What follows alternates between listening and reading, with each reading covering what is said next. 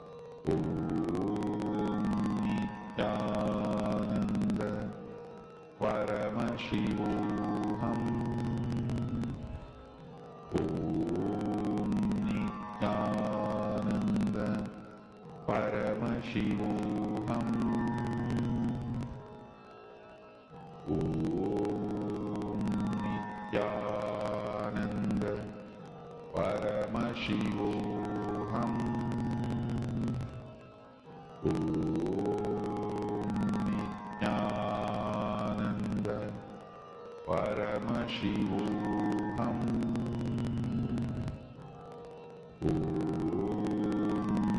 Nithyananda Paramashivoham Om Nithyananda Paramashivoham Om Nithyananda Paramashivoham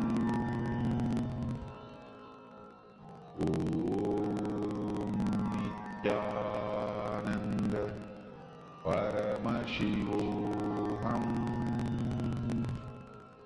Om Nithyananda Paramashivoham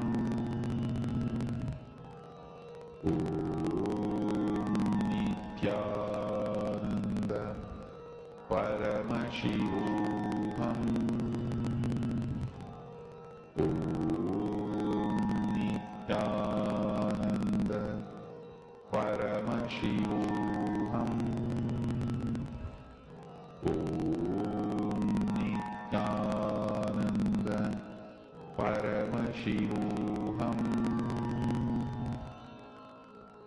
Om Nithyananda Paramashivoham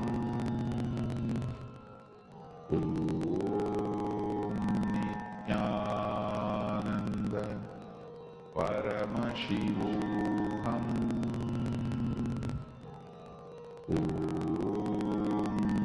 Nithyananda Paramashivoham. Now, all the participants, all of you can slowly open your eyes and you can post in the chat whatever you experienced, whether you heard something, whether you felt something, whether you tasted something, you saw something, whatever, or you smelled something. Anything that you experienced in 2 minutes. Can I request all the participants to post that as to what was being did. Ramaya Ma Ananda Agorini, Agora Rupini.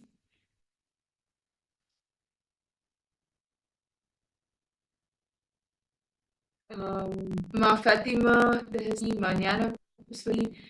Okay, ma'am, you've posted. Really great. I'm the Shiva god. Nice. And Ma Fatima Dehasani, you put juicy yellow fruit, smell of pear and Swat. Okay. And Rahul Kanaya, okay, you post sweet. Okay. What the rest of the participants? Punita, what did you see? And Ma Shobhana, you posted Saw the khaki color. khaki color. Okay. Khaki color. Cold and sweet. Okay.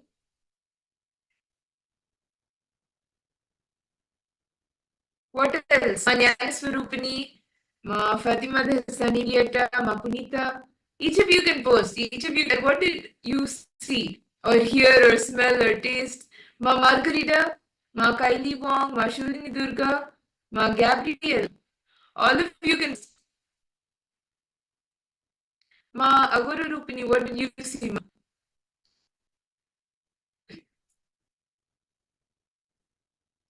Ma Punita, what did you see? Ma? Okay, Ma Orieta, you posted.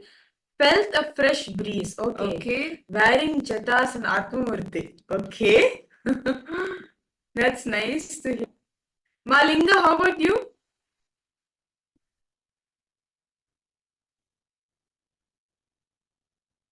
Okay, so clarify the answers for all the participants.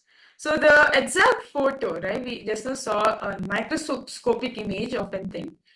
It's actually a grape. So you can see the of grape hard, sour, sweet. Touch is delicate, juicy. Smell is musty aroma, and sound is no particular sound for it. So this was a microscopic image of a grape which was being projected for all the participants. So you were able to get that sweet taste. Wow. Okay, you saw the fifth face was nausea. Sweet and sour, yes, okay. And I think all of you sweet. Very nice. Wow, that's very nice. So if you're manifesting, okay, let's now manifest one more round. Okay. See, all the participants, you're going to be projecting an object, okay? All of you need to ask Swamiji, what smell? What's the taste of it? How does it look? What's the texture? Is there any, what is it? So basically, you're going to be using a smell, like how for each of the activity, right? For each of this, we have one for it, right? But instead of the full organ, all your organs, you're going to use your third eye to smell, taste, hear, see. Okay? So now I'm going to be projecting a picture. I request all of you to please scan and read. What is the taste, smell, feel, sound of this object? Density and the Maha. Om Nithyananda Paramashivoham. Om Nithyananda Paramashivoham. Om Nithyananda Paramashivoham. Density Maha. Ask Swamiji to reveal. What does smell, taste, feel, sound of this is being projected? Intensely. Nithyananda Paramashivoham. Nithyananda Paramashivoham. Nithyananda Paramashivoham.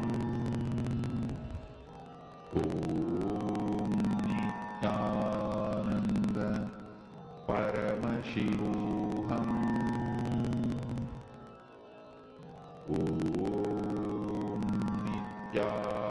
Nithyananda Paramashivoham. Nithyananda Paramashivoham.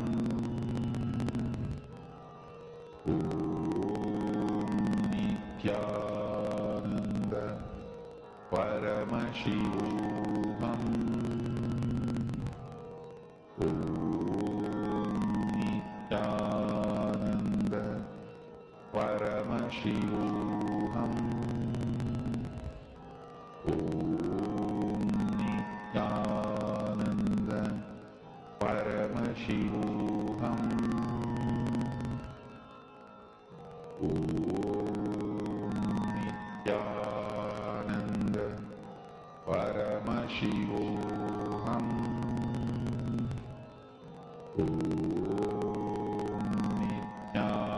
Nithyananda Paramashivoham.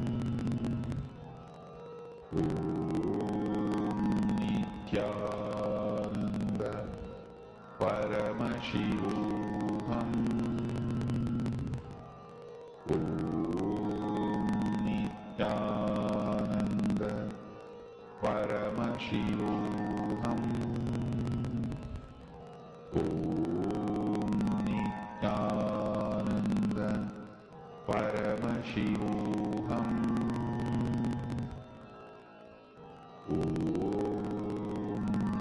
Nithyananda Paramashivoham.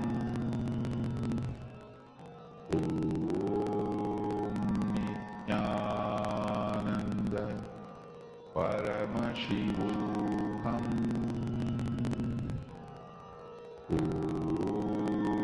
Nithyananda Paramashivoham Nithyananda Paramashivoham Nithyananda Paramashivoham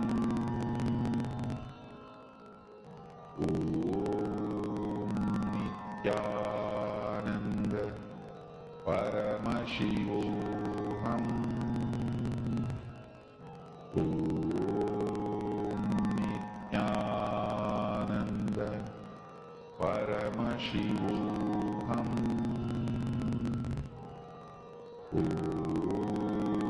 Nithyananda Paramashivoham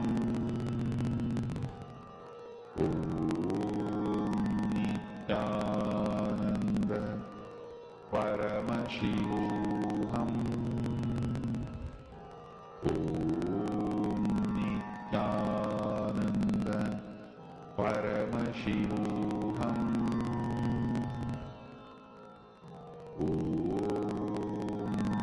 Nithyananda Paramashivoham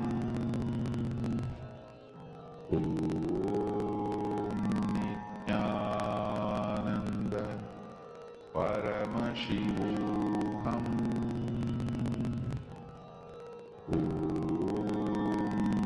Nithyananda Paramashivoham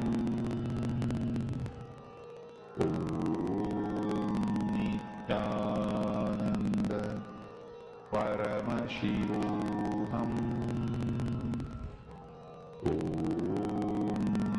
Nithyananda Paramashivoham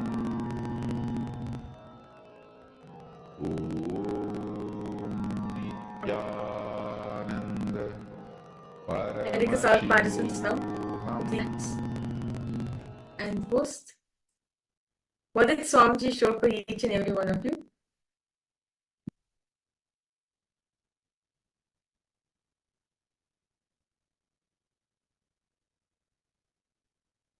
What did you see? What did you hear? What did you smell? What did you taste? What did you feel?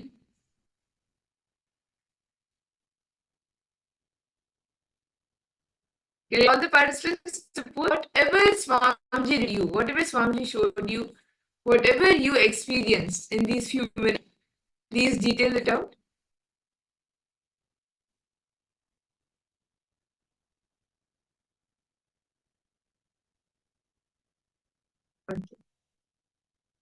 Cold like a feather or hair, maybe mineral but has fragrance of berry. Okay. Soft, green and thin. Okay.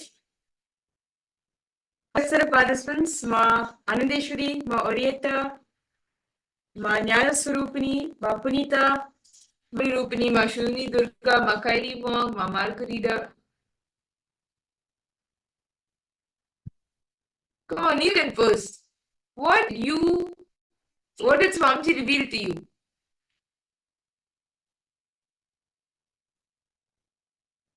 Ma Shobhana Saxena, I request all the participants to post.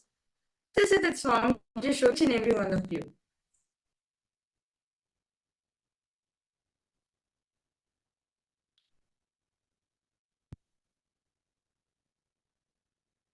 Okay, it was a thick, milky aroma, lightly salty taste, and a white milky. Okay. Okay.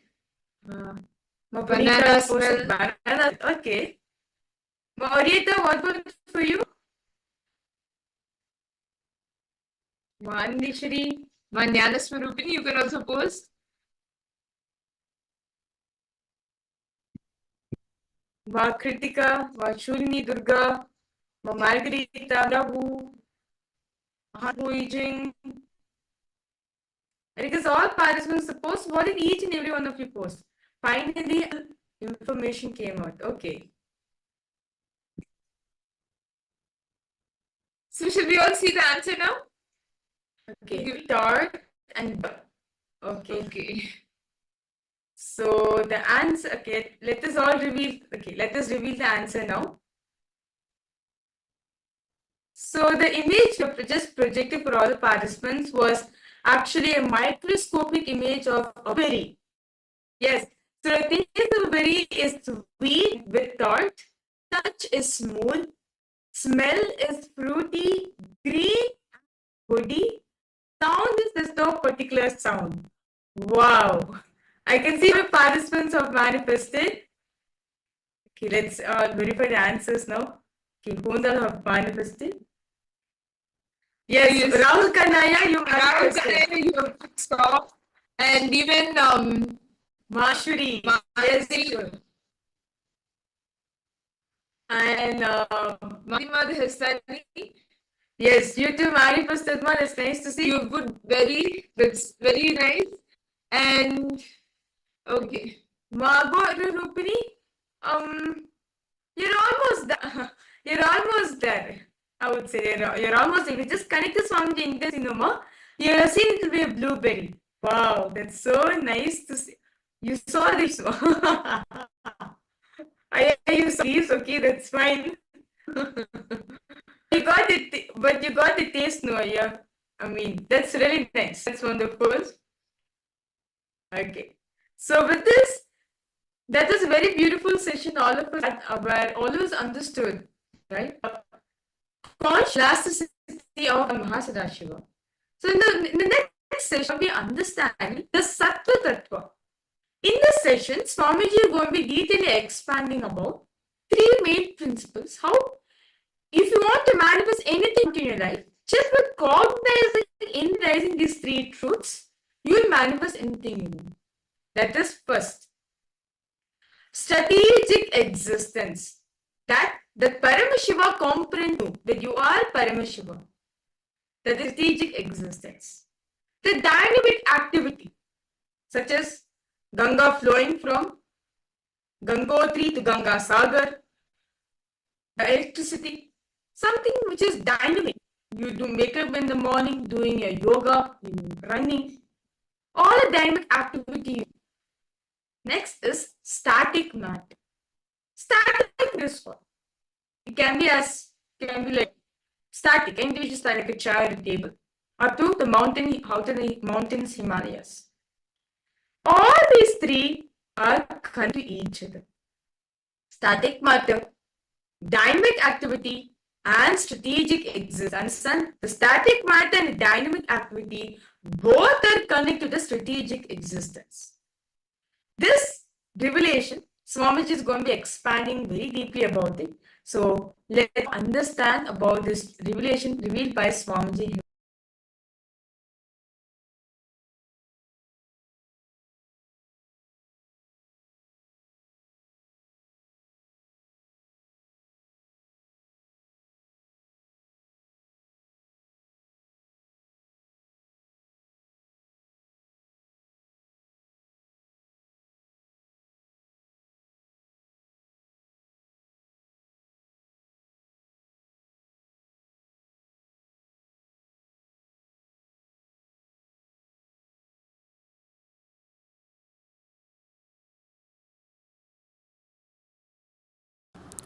Static matter. All of you know what is static matter. This pillar, the seat on which you are sitting.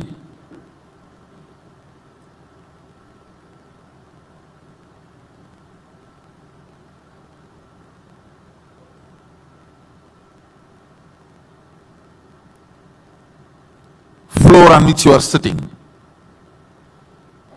Things around you. Static matter, all that is a static matter. Vibrant activity, dynamic activity.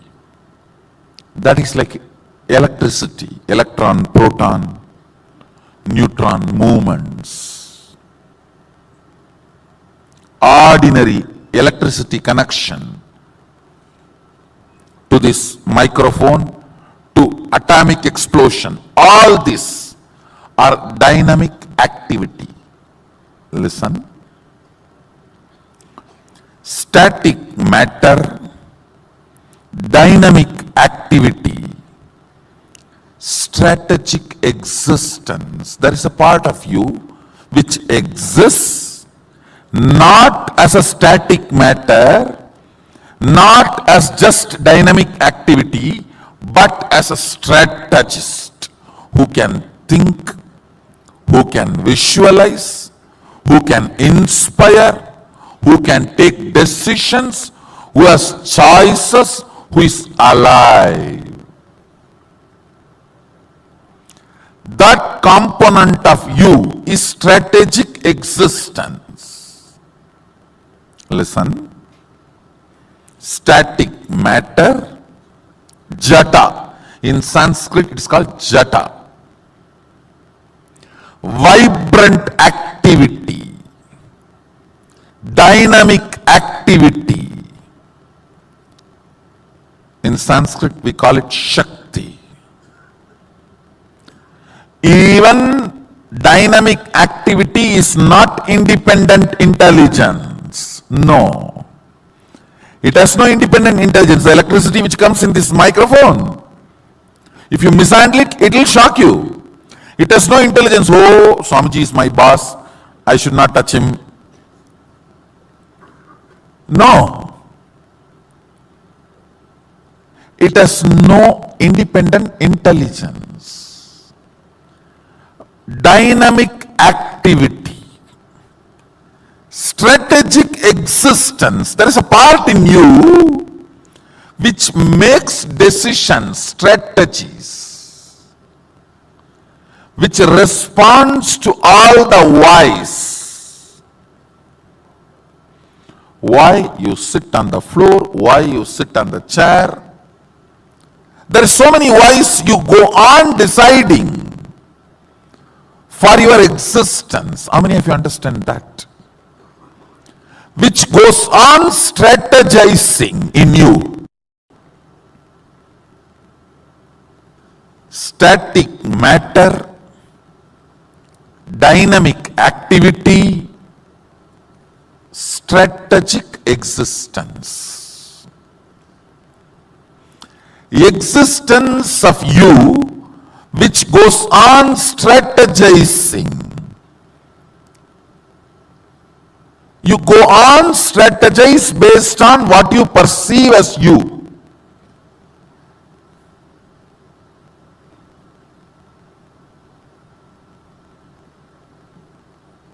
Yes, please listen. Static matter, dynamic activity, strategic existence. Usually all of you feel these three are different. Am I right? Now I am declaring one of the most sacred secret, important truth. Static matter, dynamic activity, strategic existence. Jata, Shakti, Shivam. All these three are one and the same. There is no boundary, there is no border between these three. Listen.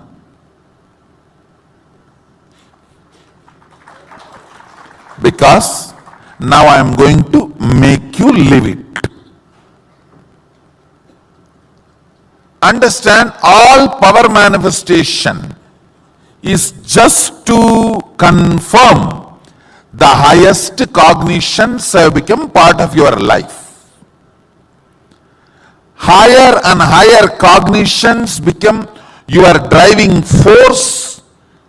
You raise your plane of existence. Highest oneness. Highest oneness.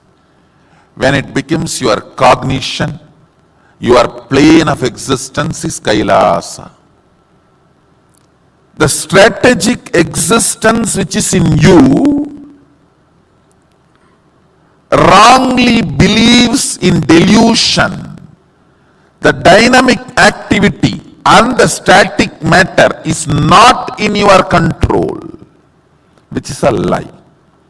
The belief you are carrying is a big lie told to you by human beings. Truth from source of your existence,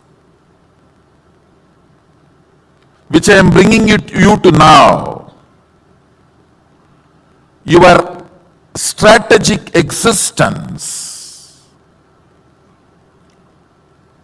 is capable of experiencing the reality. The reality is your strategic existence, dynamic activity, and static matter has no border, has no boundary. It is in oneness. Now I am going to make you manifest 21 powers.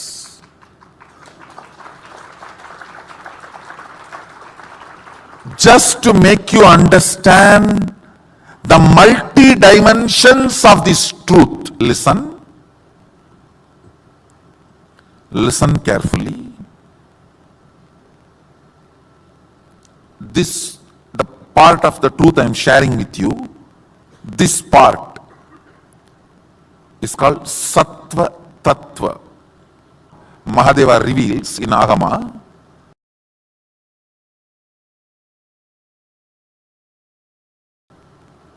See, I use 4 or 5 words for Mahasadashiva.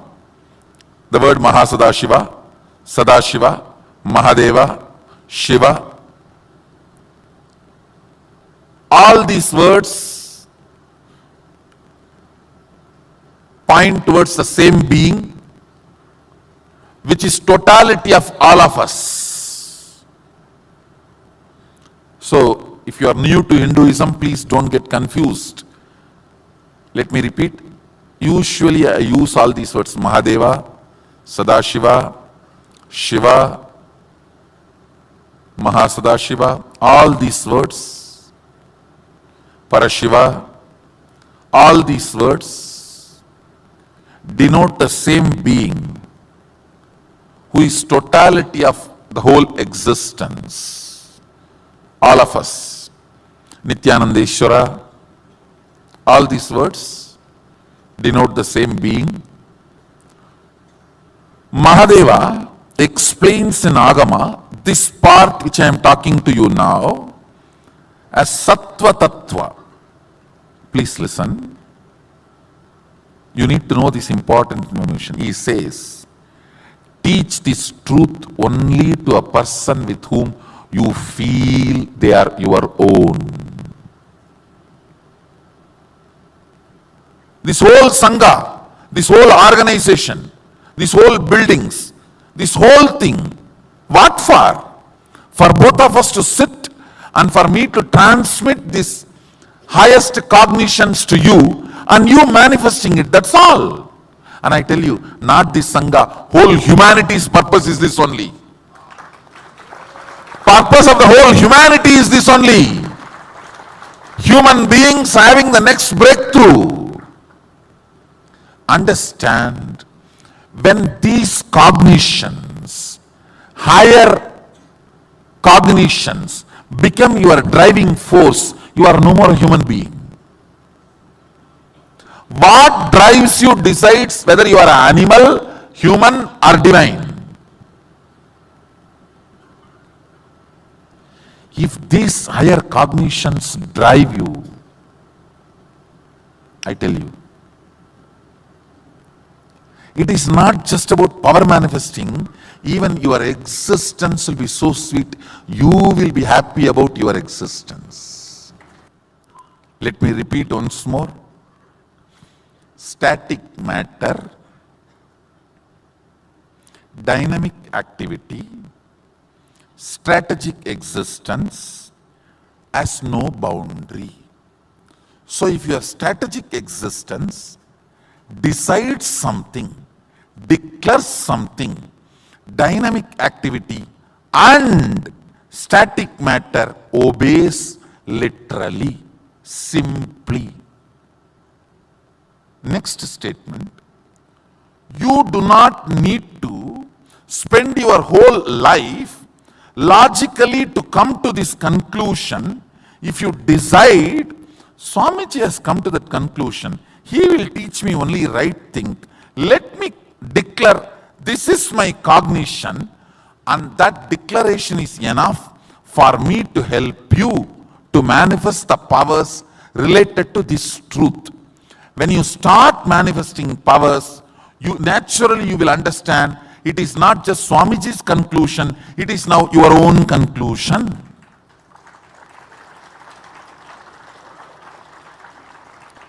Till I sign the check and put the money in your account only, it is my money. Once I put it in your account, it is your money now. Same way, till it is my conclusion and not yours only, you need to depend on my cognition. Once you start manifesting powers and understanding, now it is your cognition. Now it is your conclusion. Now it is your way of existence. How many of you are understanding? That's all. This part of the Agama is called Sattva Tattva.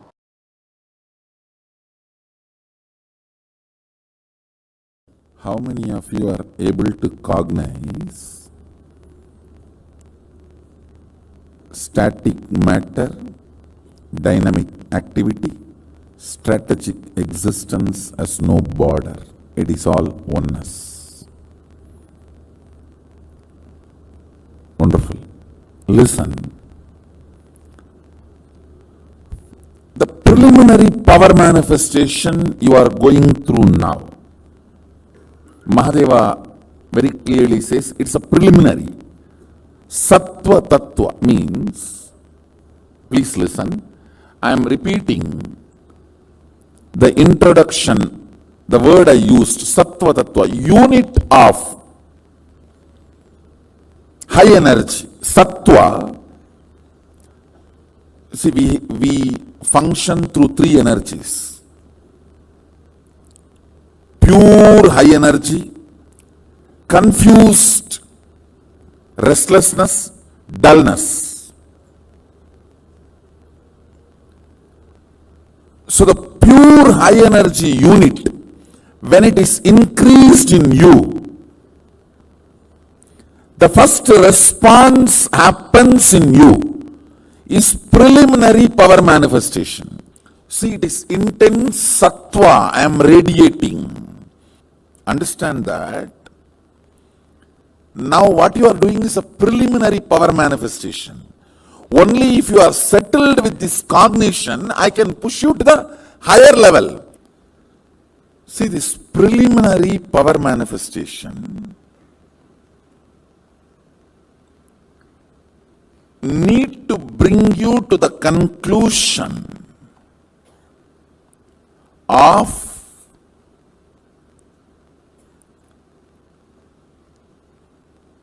static matter, dynamic activity. See, static matter means a small stone in your kidney to the Everest mountain. Everything is static matter. Dynamic activity, water flowing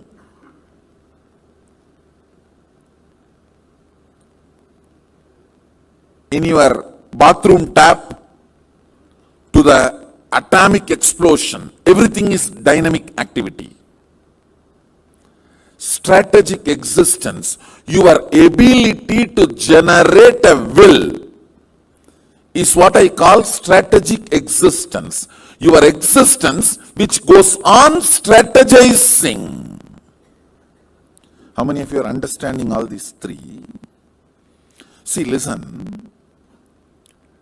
This three is separate, is the ignorance.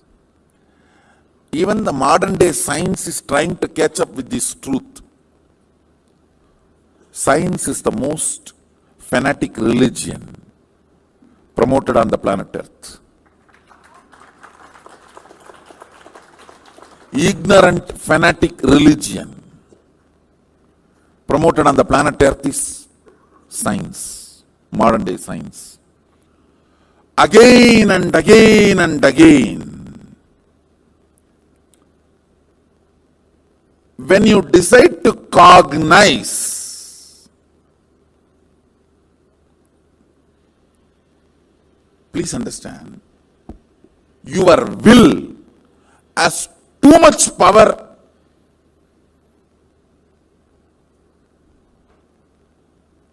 beyond your expectation. Just put the will on this cognition. With all my will, I strategically declare dynamic activity, static matter is my extension. There is no boundary. I can do what I want with it. I am the ultimate over both. Understand? Now the truth I declared to you all, you can paraphrase multiple understandings which comes out of this cognition. That is the source of power manifestation. This is the logic of power manifestation. All of you understand? So the essence of this session, static matter, dynamic activity, strategic existence, is one and the same. My strategic existence has power over everything. It may be repetitive, but please put this again as a status. This is your status. This is your state. This is your real status. Understand, your faith, your belief, everything is shallow. Everything is shallow. I am not at all asking your faith or belief.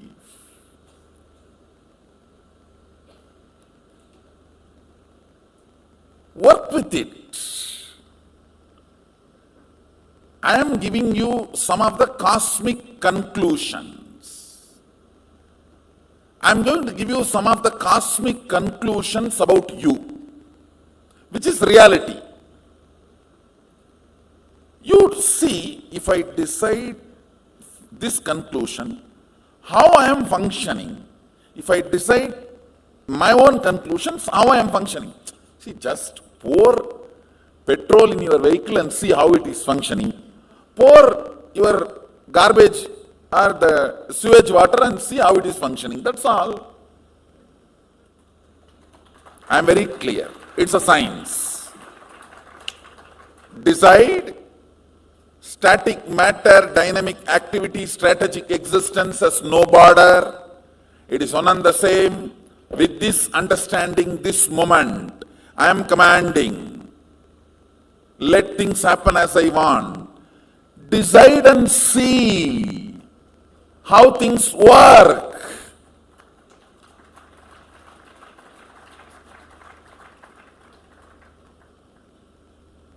Power manifestation is nothing but I am giving you 21 types of way to taste the sugar. I have given you full pot full of honey. You can put your hand, right hand and lick, or left hand and lick, or pour on your mouth and drink. These are 21 methods to taste the honey. Honey is the sacred secret, that cognition, highest cognition. Power manifestation is just to taste that honey, to come to that conclusion.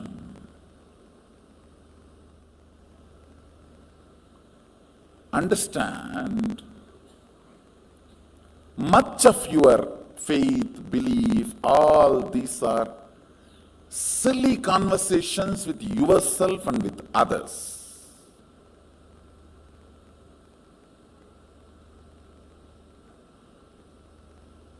I neither believe your faith, I don't believe your belief.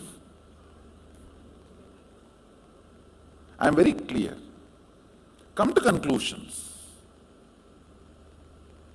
Understand, every moment you are driven by certain conclusions. You apply your own conclusions and see how the machine functions. You apply the conclusions I am giving and see how the machine functions. That's all. See, you are like this hardware. What kind of a software you download, that decides the quality of you. You can download, the software decides the quality of what it is going to perform. Same way, you can have your own software, I have no problem. You can try my software, that's all.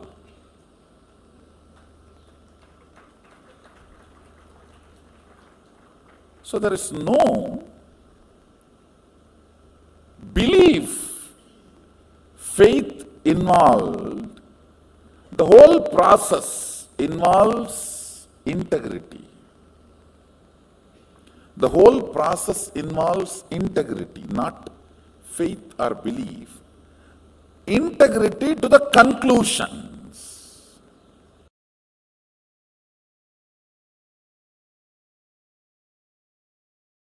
Understand whatever sampradayas in Hindu tradition, whether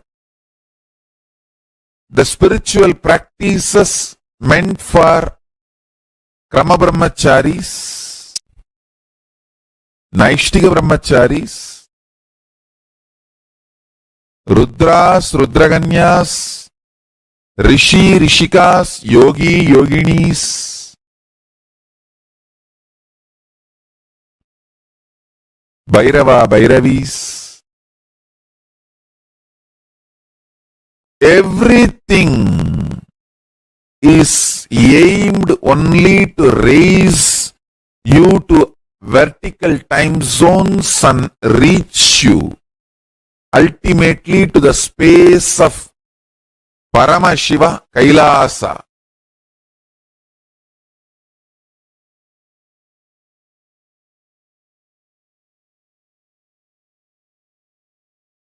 It may look as simple as applying sacred ash on your forehead,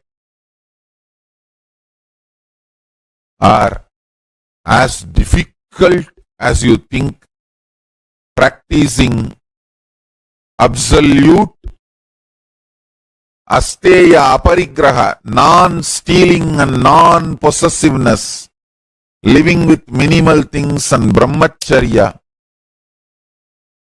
and satya, absolute integrity. All these great vows.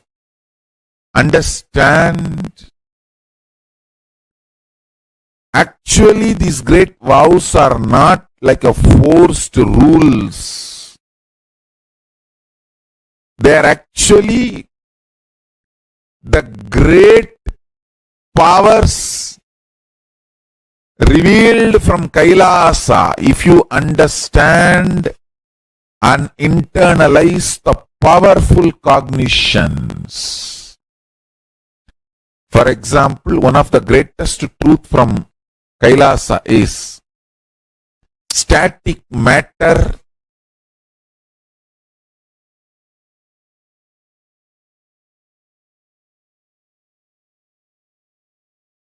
strategic existence, vibrant energy. All these three is one and the same. Carefully listen. Static matter, vibrant energy, strategic existence. All these three does not have a wall, boundary, watertight compartment, sealed, separate existence. It is one and the same. If you internalize this powerful cognition and start meditating on it, you will see, you will start manifesting powers, because all these three is separate because of your false cognition, false belief. Once you lift the false belief, it is like a bamboo floating in the Ganga. If you are looking short, small part of the Ganga, like if you take a close-up shot, it will look like Ganga is divided by the bamboo. If you go for a long shot, you will realize Ganga can never be divided by the bamboo. If you think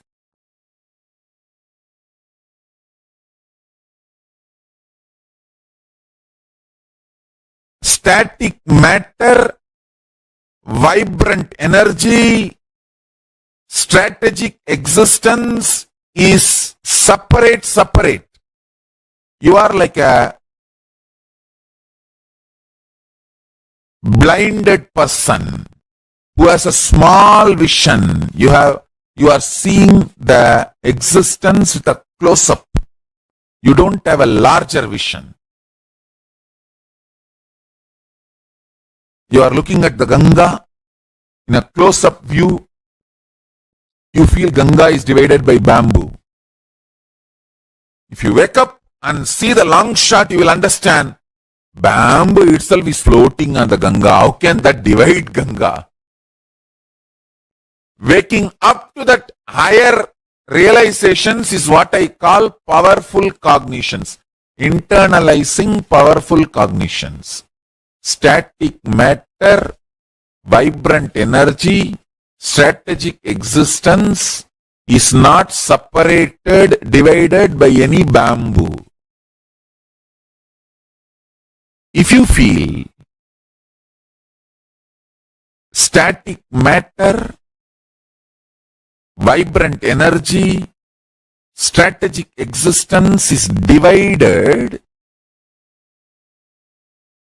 you are deluded, you are seeing the bamboos floating, and you feel the bamboos are dividing the Ganga. No. Wake up and see from the larger vision. You will understand all the three are one and the same.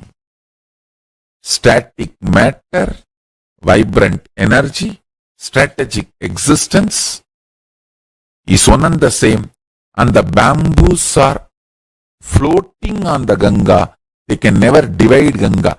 Your beliefs and ideas are floating on this Paramashiva.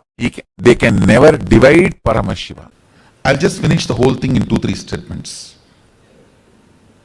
You are a hardware, this body, and thus there is a software, the programming, which operates this body. There is an electricity connection. Now, the software with which you were operating and the electricity, these two is completely screwed up. That is when the hardware also started getting destroyed. I am doing two things. One, again and again putting the powerful software. See, every powerful cognition I am giving you. When I say this static matter, dynamic activity, strategic existence is one and the same. And immediately, till you get into your old stupid screwed software, you will not have doubt. For a few minutes, because of my face value, I think this fellow must be telling only for my good. Some reason, it will be there as alive memory. Those few minutes when you decide to to use that as your software, my superconsciousness, my electricity connects with you. Not the regular electricity with which you are working, bioenergy. No, Sadashiva's bioenergy, who gave me the experience and authority to transmit this experience. His bioenergy just enters into you. Once you start seeing that moving, you will feel, oh God, I think this fellow is right. Once 21 times you move, then this software cannot be taken out of your software. How many of you are understanding what I am saying? Understand? That's all is the whole game. Listen, I am not 4D theater, Universal Studio to shake you and give you the experience of earthquake, accident. No. I don't need to do any of that. My words are enough. I tell you, really I tell you, today I'll make you experience how liquid you are.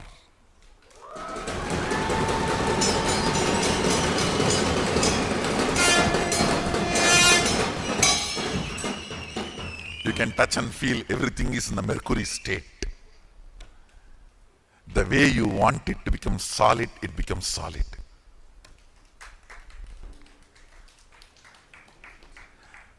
Your cognition solidifies it. That is what is consolidation. Your cognition solidifies it, consolidates it. Sit as pure consciousness. If you don't know how to visualize it, you can decide to visualize Mahasadashiva. The form here carved with thousands of heads means all the heads here are your heads. The head of the Indra, head of the Chandra, head of the Surya, head of the Shani, head of the Guru, head of the person who is sitting in Batala, everything is part of your head, your neck. All those identities are your identities. Sit with that cognition. You may not know how to come to the conclusion about consciousness. So come to this decision, conclusion. Everyone here, everyone everywhere, every animal, everything exists. Big sharks inside the ocean. Huge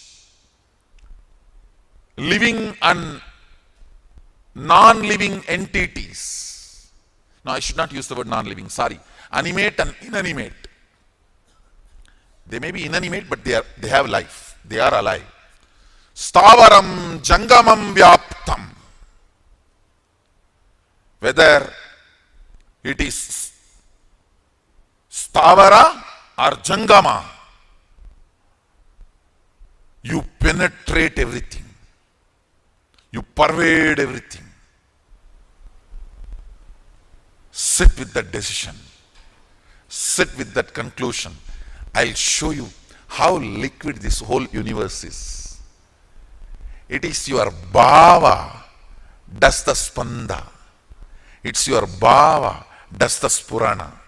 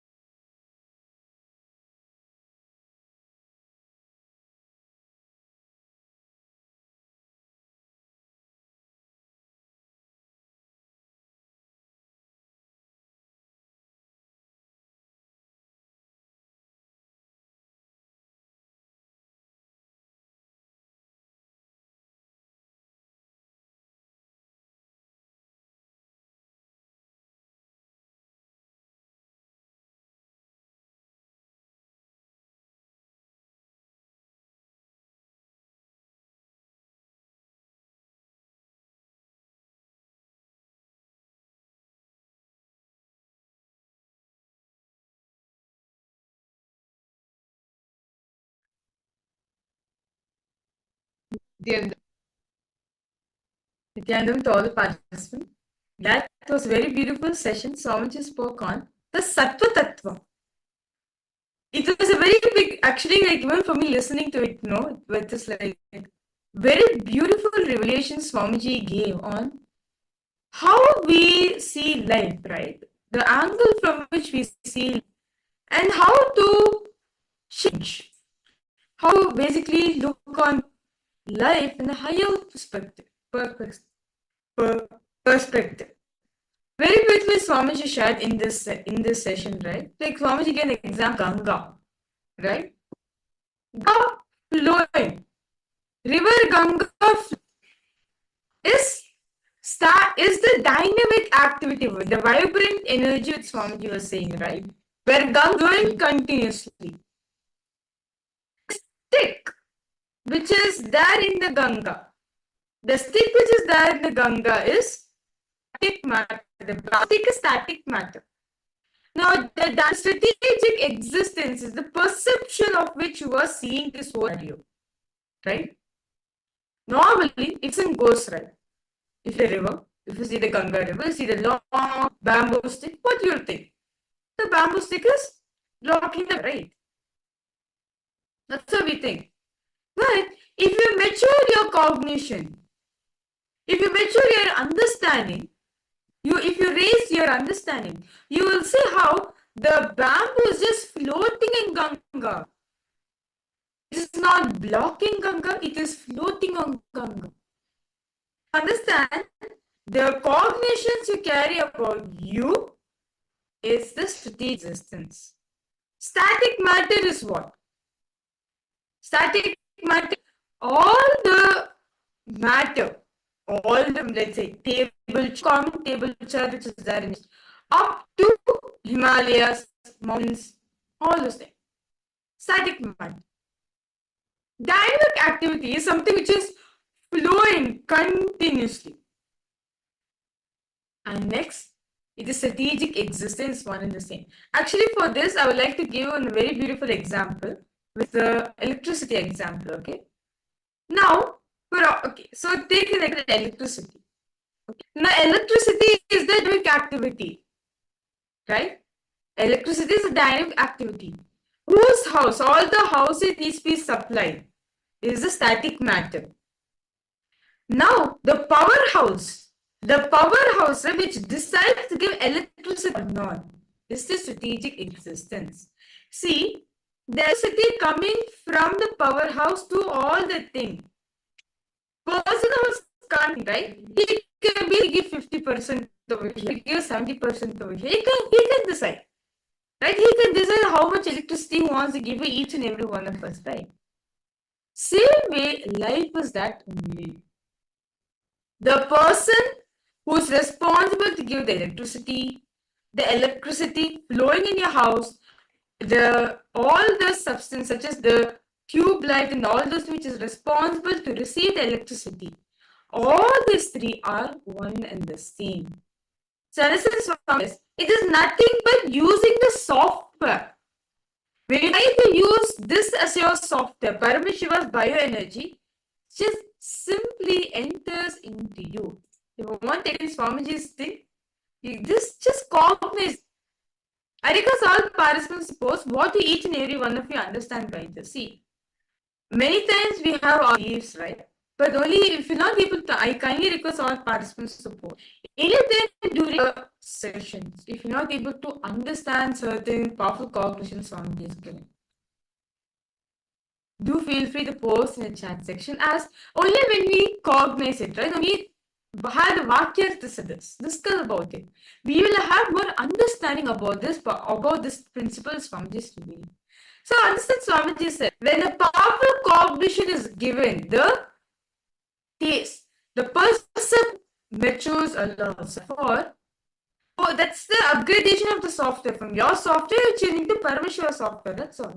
Now, can I request all participants to post what all the beliefs, all the ideas you carry about matter? Pen down detailing all the false beliefs, false cognition that you carry about static matter and dynamic activity are being one and the same. For example, if you look at the environment around you, at your environment, choose an object that represents static matter. It could be a table, can be a rock, can be anything. And identify how you have been perceiving that it remains unchanged. See, Swami said, right, like you can change your body with what you believe. So right now, actually, you can do that. Just write down. And write down. Take one situation in your life where you are operating from a false belief. You can manifest that Sadashiva, the bioenergy, and see, okay, static matter, dynamic activity, and the static systems, how it is one and the same. See, the false belief, the matter, and the activity are different, and write down how do they integrate each other. Can I request all participants now to please write this? You can pen down all the false beliefs, the false cognition that you carry about both the static matter and dynamic activity. It can be, I request all the participants, take something which is there within your vicinity.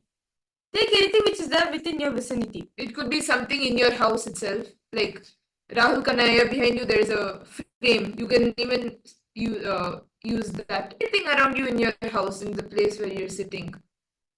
Or,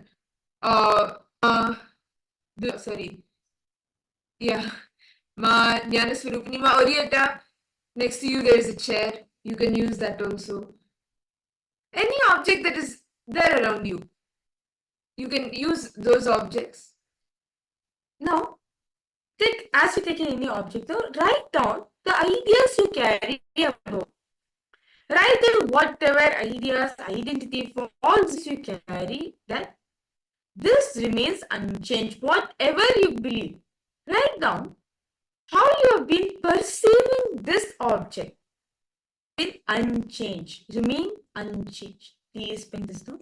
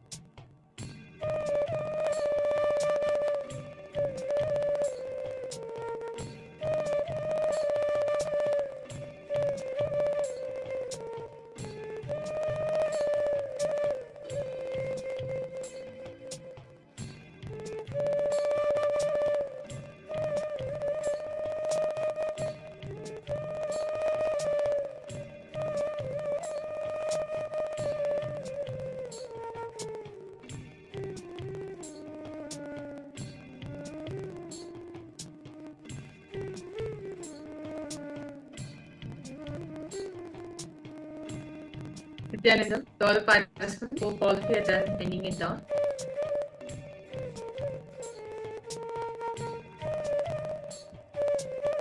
I would like to request all of you post what have you written so far? Ma Sia, Ma Shulni Durga, Ma Kaili Wong, Ma Margarita, Ma Gracie Nithyananda. What have each of you been able to analyze and write down till now?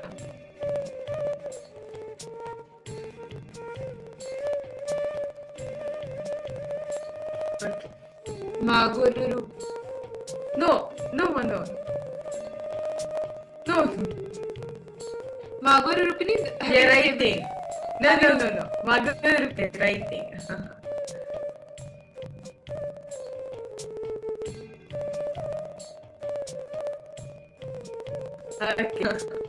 Okay. Now, Rahul Kanaya, I request you to post here. What is it that you found out? What is that idea you have written about? Which object did you take?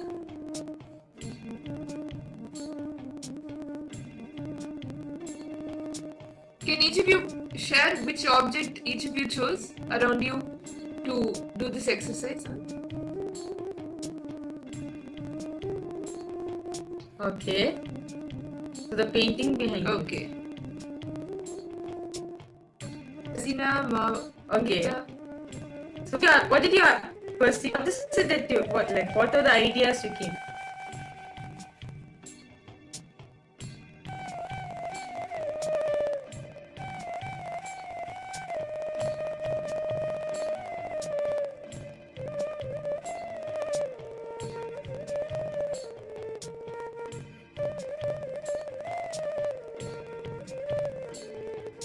It has no life, no soul, no living thing. Okay. Ma Grazina, what were you able to analyze? Ma? Which object did you take? Ma Agura Rupini, which items did each of you choose and what were you able to analyze? No feelings and emotions, okay? Ma Shobhana, which object did you take, Ma Shobhana?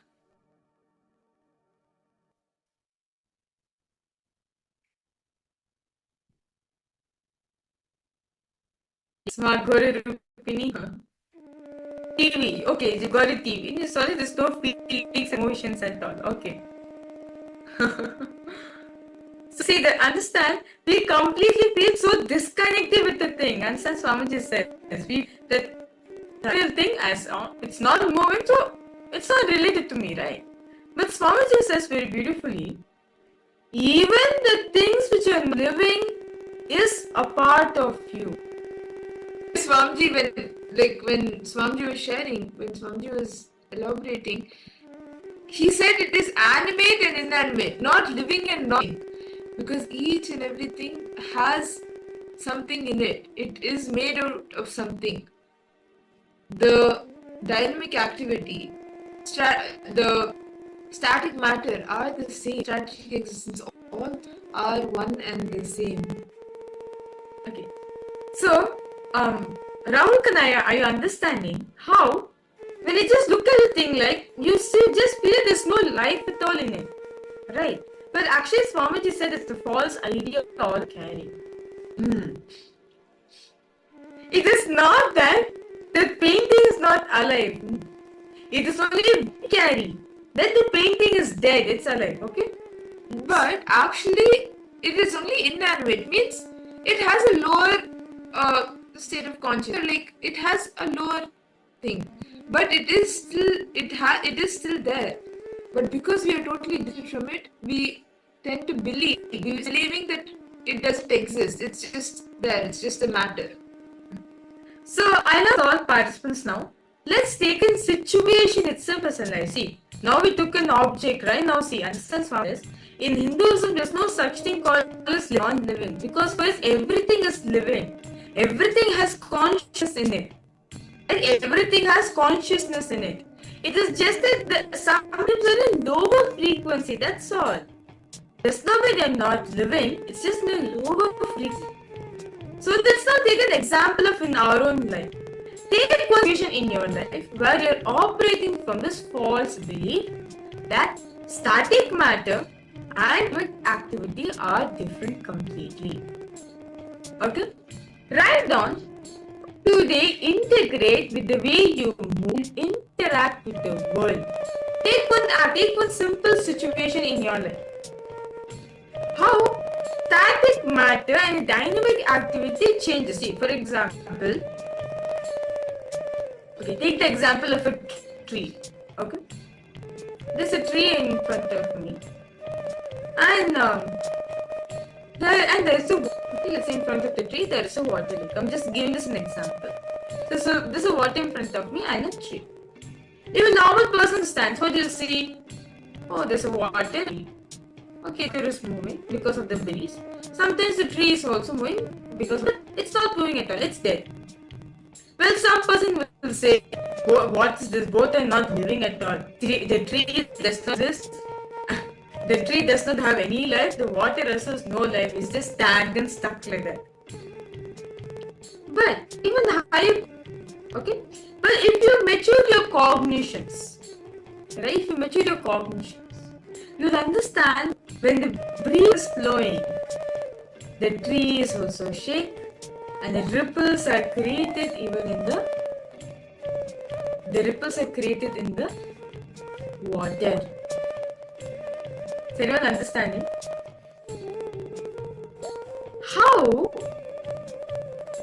Is everyone understanding how when we mature our life, when we are understanding how earlier you see the same thing, you see the water is separate, see water is dynamic activity, right? It is separate, and the tree is free. The next level, when you mature your understanding, you will understand perfect, okay, little bit, okay, so okay, it's that, it's living. But when you mature your understanding even more, what do you see? The wind moves, as the wind moves, the water also is moving, the tree is also moving. The tree is a reflection. The reflection of a tree is there in the water. So you understanding? Take the same example Swamiji gave us Ganga. When the bamboo is there in the Ganga, right? What do we see? If a person comes and sees, they say, oh, the bamboo is blocking Ganga. It is like the bamboo is blocking Ganga. If you mature your understanding, you will see the bamboo is only floating in Ganga. The bamboo is part of the scene in which Ganga is flowing. Is everyone understanding how the situation is seen? If it's normally if you see how the bamboo stick in the Ganga, they'll just think, okay, the bamboo is there in the Ganga.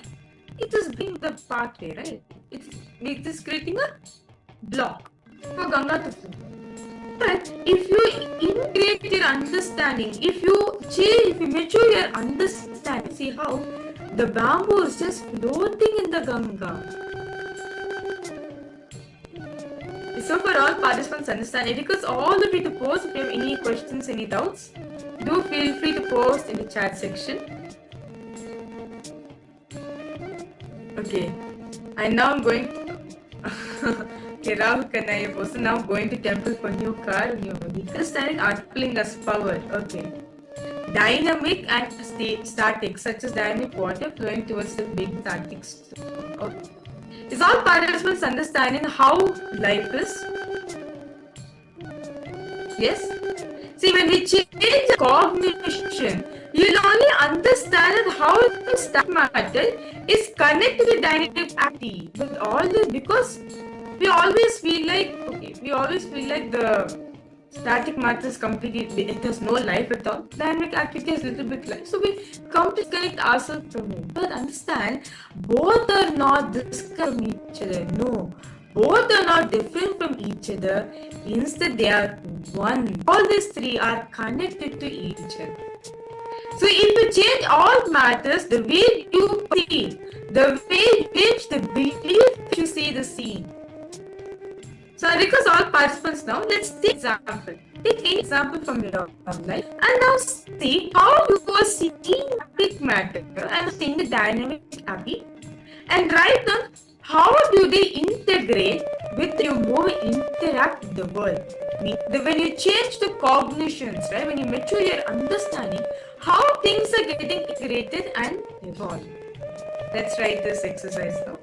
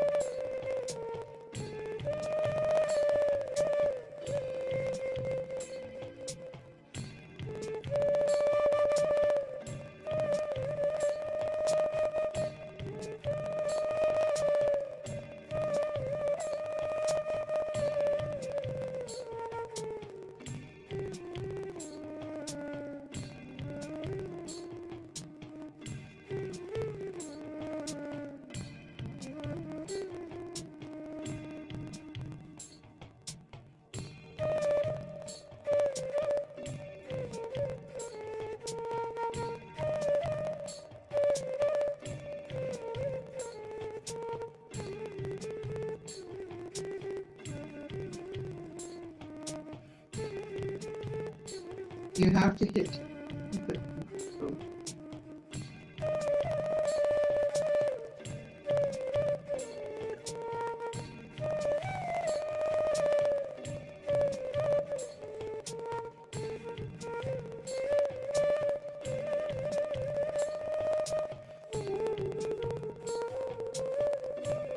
Again, I hope all the participants, all of you have been able to one situation, see how when you metacognition, how you're able to understand now that how dynamic activity, static matter, dynamic activity, and strategic existence are one and the same. Can I request all the participants to post as you are internalizing, analyzing, what did each of you stand? Okay. Guru posted. In the past, about the view the floating leaves as dynamic matter. Okay. Ma Priyatu Srupri, Nithyananda ma, welcome for the program. Ma Tanya Devani. Okay.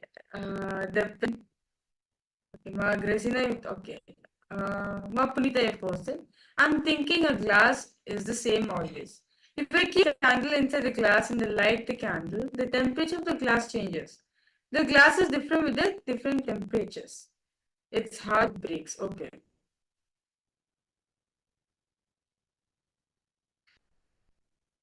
Okay, that's really nice to see all participants your understanding. How about for you, Ayul Kannaya? Okay. Now, with that understanding that static matter, dynamic activity, and strategic existence, all of these three, how they are connected, they are the same. With that understanding, we will enter into the power manifestation. See, even in the power manifestation, this is really happening. And we will be manifesting another exciting round of the power of synesthesia, where we will be projecting image for all of you. And you will be seeing that and identifying what exactly that image is. Either like you will scan it. The power of synesthesia is basically you will to hear from the ears, hear from the mouth, taste from the ears, or like you will be able to see from your nose, different things. And as you see an image, you may be able to taste it or smell it or hear it. As you hear something, you will be able to see it. You will be able to smell it. You will be able to taste it. That power of synesthesia, as we're all learning about the 25 dimensions, 25 aspects, faces of Mahasadashiva. And this is one of the powers where you can experientially understand this. So we request all the participants please settle down, sit straight, intensely connect to the Maha. Om Nithyananda Paramashivoham.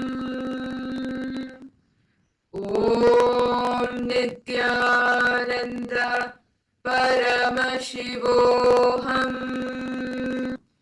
Om Nithyananda Paramashivoham.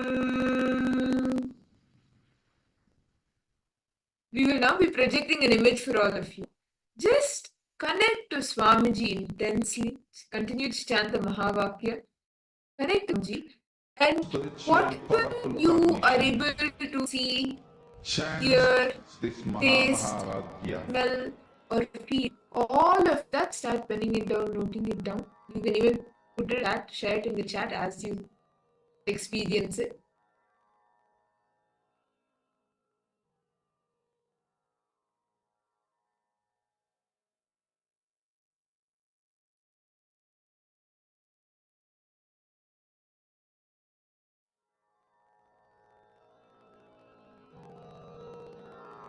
Mahavakya, spiritual lullaby for samadhi, and Suprabhatam, wake up call, wake up song for Paramashiva,